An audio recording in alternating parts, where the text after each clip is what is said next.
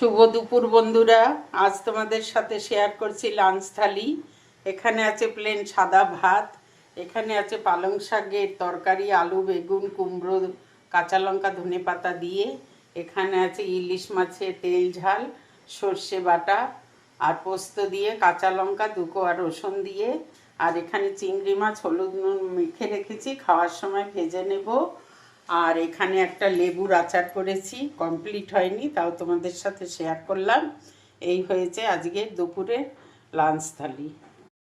শুভ দুপুর বন্ধুরা। আজ তোমাদের সাথে শেয়ার করছি লাঞ্চ থালি। এখানে আছে প্লেন সাদা ভাত, এখানে আছে পালং শাকের তরকারি, আলু বেগুন কুমড়ো কাঁচা লঙ্কা ধনেপাতা দিয়ে, এখানে আছে ইলিশ মাছের তেল ঝাল সর্ষে বাটা আর পোস্ত দিয়ে, কাঁচা লঙ্কা দুকোয়া রসুন দিয়ে, আর এখানে চিংড়ি মাছ হলুদ নুন মেখে রেখেছি, খাওয়ার সময় ভেজে নেব।